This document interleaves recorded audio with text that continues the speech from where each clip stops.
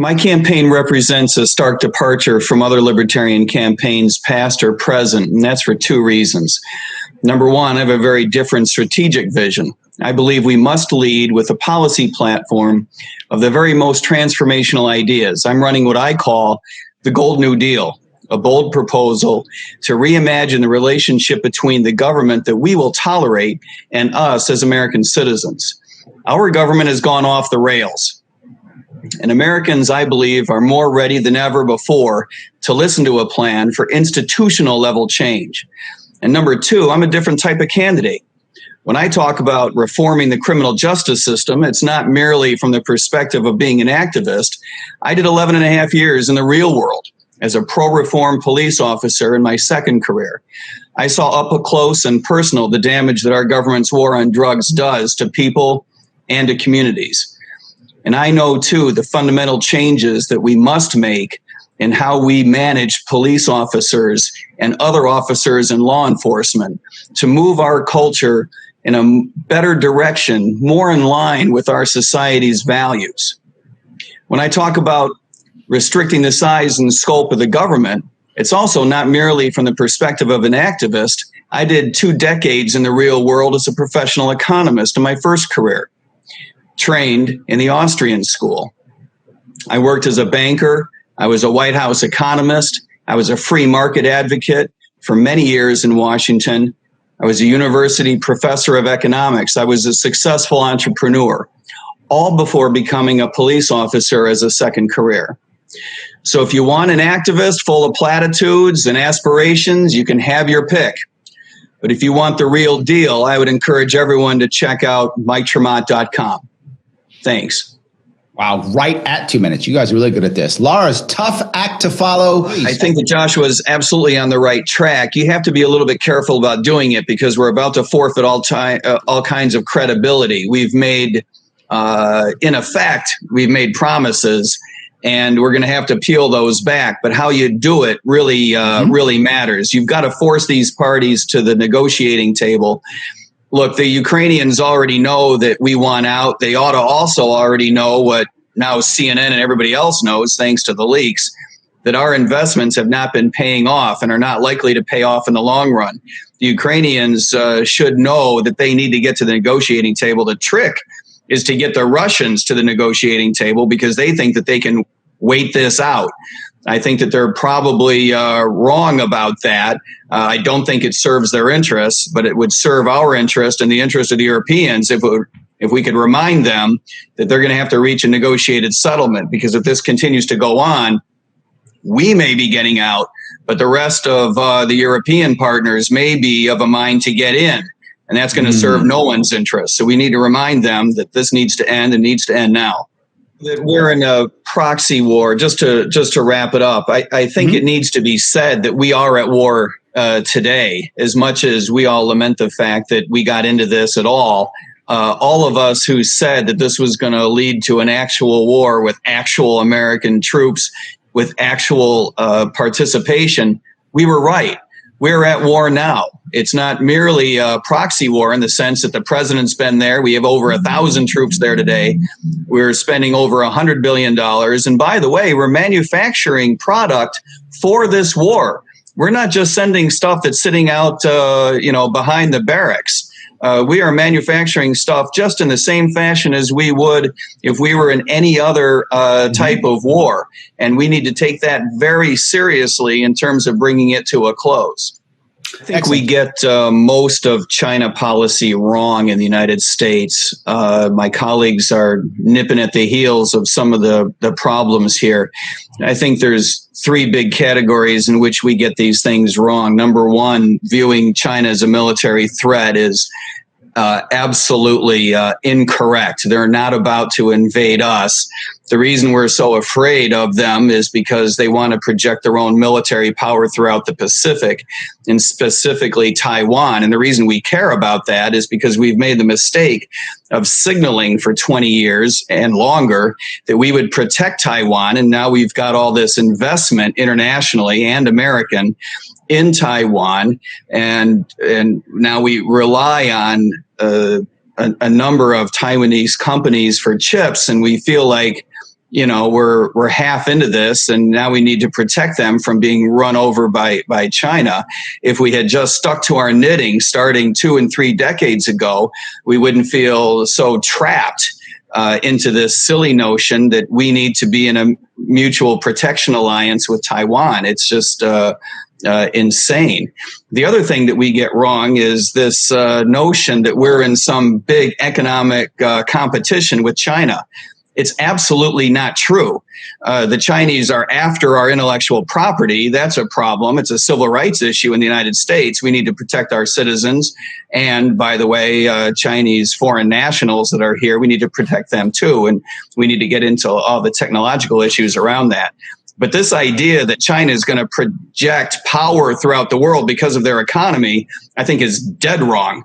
We now know that China is not even going to overtake us in terms of the size of their economy, much less the discretionary resources it would take to mount a military machine that would threaten us in any way, even in the Pacific. They are not going to reach our standard of living in a way that would give them discretionary funds to project sanctions or to form some type of economic alliance that is going to, ruin our day by boxing us out. These things are just not going to happen. They have made horrific investments around the world in terms of their Belt and Road Initiative. They are all about 20th century technology. If I had to bet on an economy, as much as I'm pissed at the federal government of the United States, I would bet on us.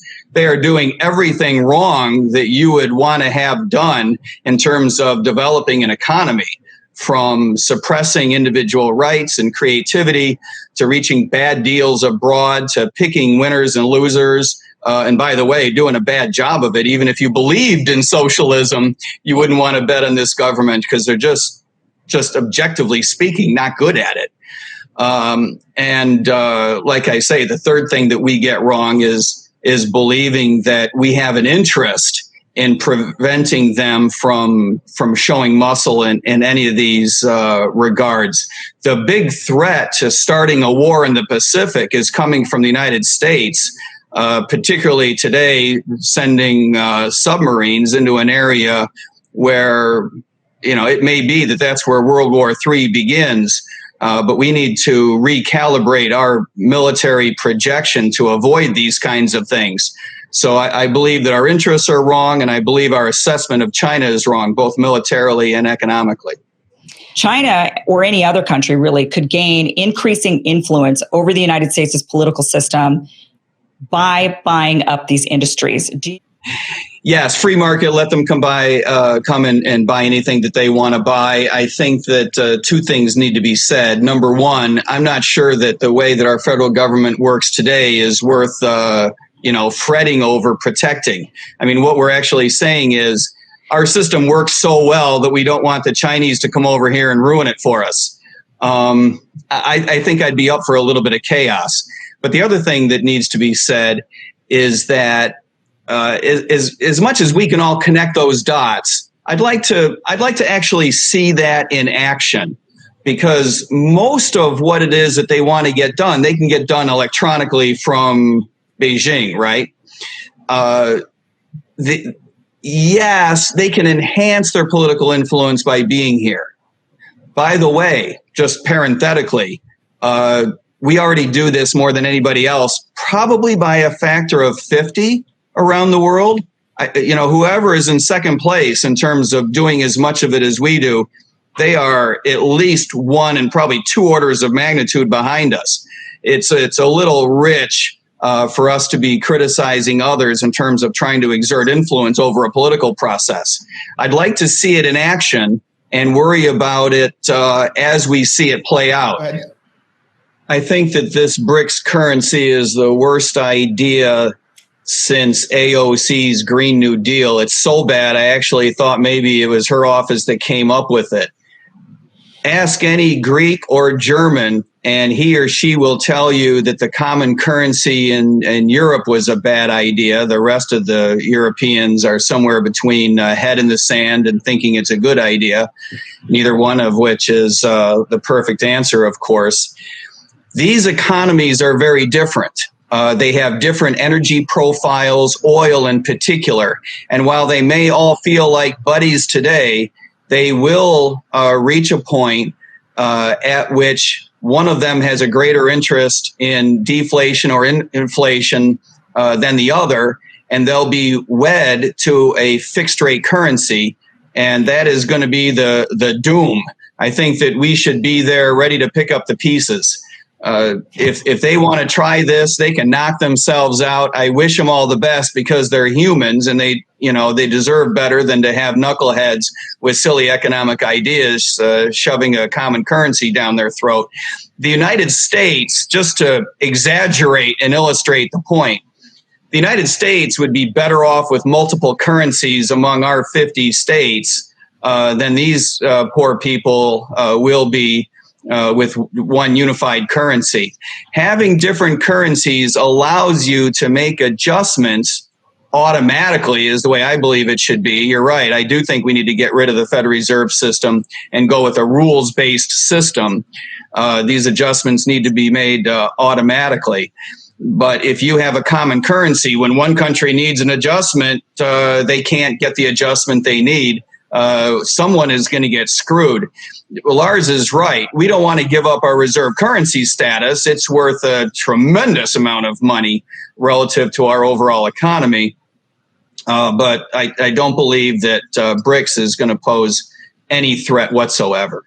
Okay. The bailouts in 2008 were a huge problem. An even bigger problem was the government intervention into financial markets, banking in particular, and even more specifically through Fannie Mae and Freddie Mac into the housing markets leading up to 2008, which is, of course, what caused the bubble, the overextension, the crash, and the ensuing Great Recession. And in similar fashion, we need to avoid too much government intervention today. That means that we need to allow banks to fail.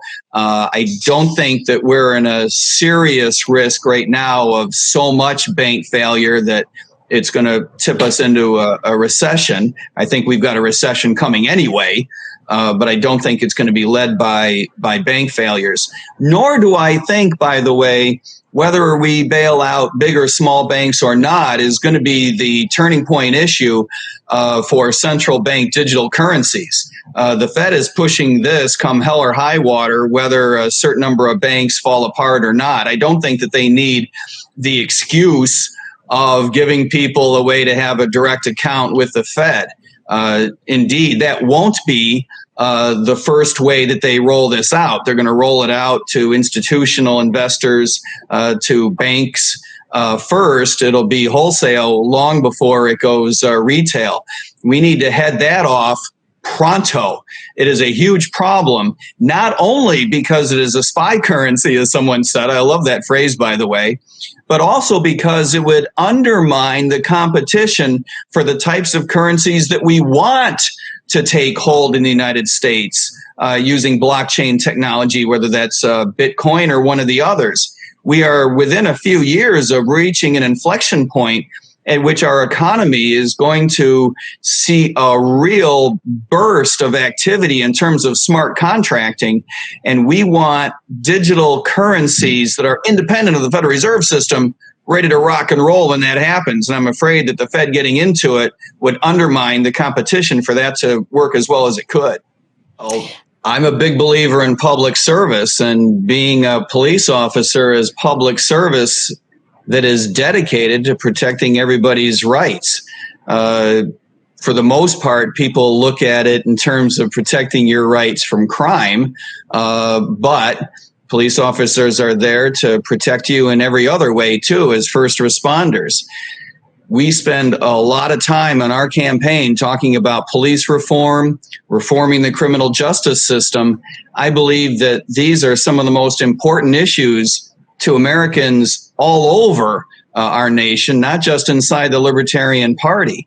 And I don't believe, I don't think I've said this 1,000 times, Larry, but I'm going to go out on a limb here. I don't think anyone in the Libertarian Party is talking about criminal justice reform and reform of the way that we manage police officers at a level of detail at which I am. I've got detailed plans. I know how to do it. And therefore, I speak with a lot more credibility.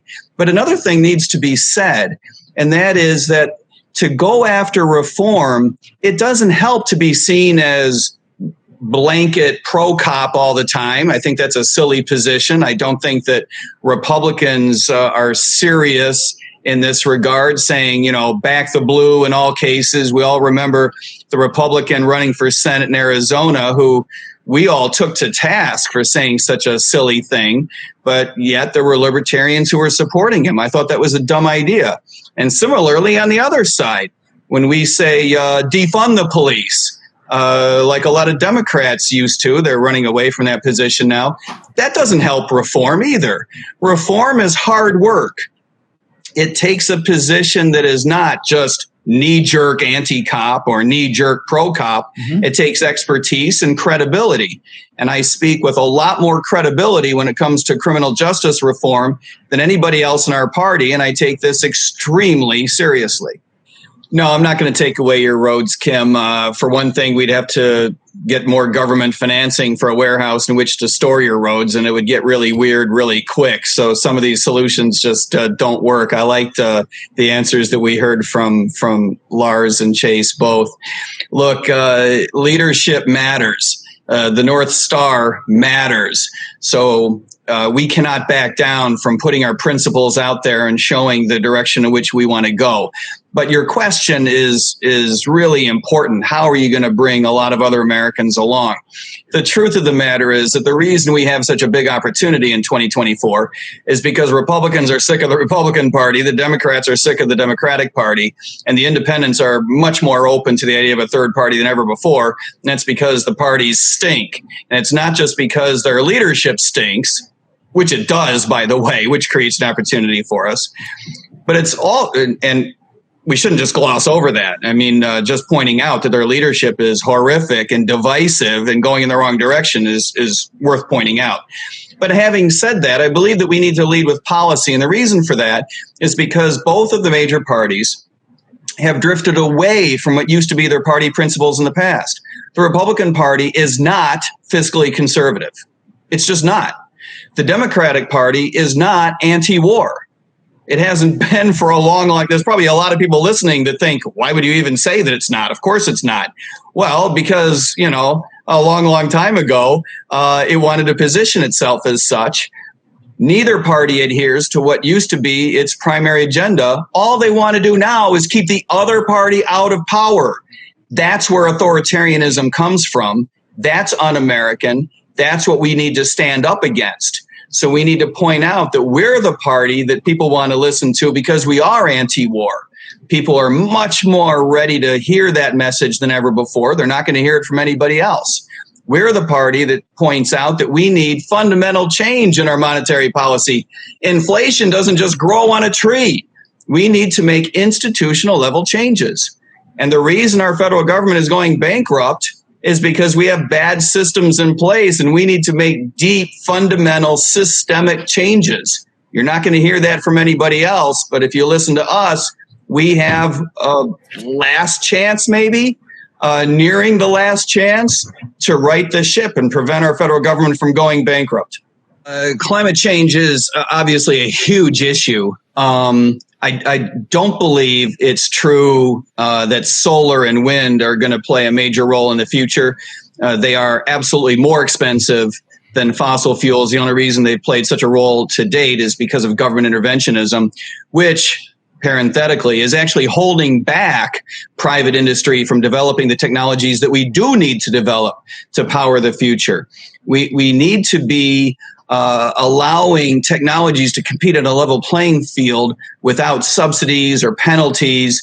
I think that probably means, and my opinion on this, should be absolutely worth nothing, right? It should be completely up to the technology developers. But my guess is that if we allowed a level playing field, the solar ideas and wind ideas would go away. Fossil fuels would play the role that we need them to play for another generation or two. In the long run, the solution is absolutely nuclear. I don't think there's any doubt about that. We need to learn how to do it safely, to Joshua's point. But to Lars's point, that is where the end game needs to go. The only way we can get there is to get government out of the way.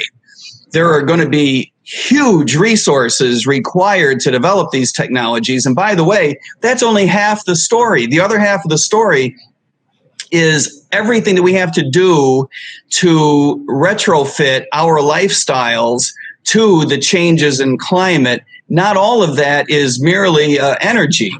There are different housing solutions, different transportation solutions, everything from seawalls to hydration to moving water, moving crops, moving people, immigration. There's a whole host of issues that require such huge movement of resources, such huge decisions. These can't possibly be made in an efficient manner under government auspices. And for this reason, it's absolutely doubly important to get the government out of the way. If there is an idea out there that's worse than the BRICS currency, it's the idea of regulating AI. This could be the worst political intervention into technology since the development of the pyramids. We do not want the great satanic interventionism that could end humanity battling against the other great technological advancement that we also believe could end humanity. This is the battle of dopey titans.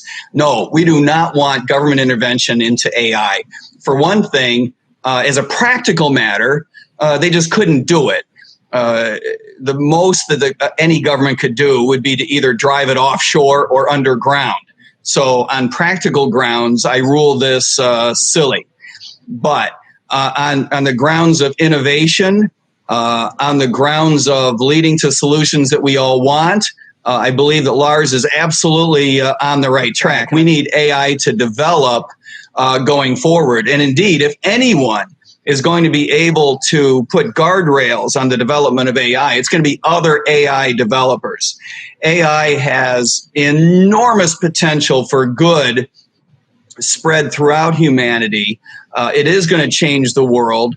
Before the end of this century, AI is going to help us do everything from, yes, as you said, Kim, extending the life of humans to developing new technologies and helping us with these other ideas that we've been arguing about. Well, we're all on the same page. We're not arguing. We're arguing with Democrats and Republicans, like green energy and what to do about technological innovation, what to do about foreign policy. AI is going to help us absolutely everywhere. It's going to make our economy much, much more efficient, save money, and help escalate our standard of living. Thanks, Larry. Thanks, Kim. Look, my campaign represents a stark departure from other libertarian campaigns and certainly from other campaigns and other parties.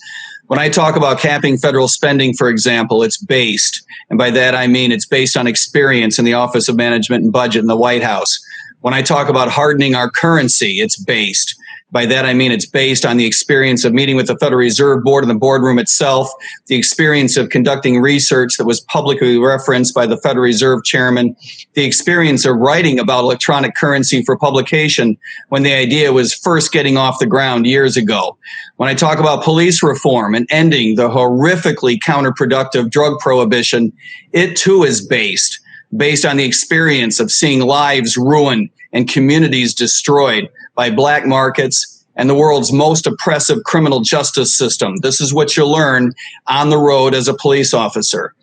If you want real reform, institutional level change, an end to the war on drugs, an end to the war on poverty, if you want to stop America's war on the world, if you want to end the FBI, end the IRS, end the rest of the federal bureaucracy, and yes, as Larry points out, if you want to end the Fed, then I'm your guy.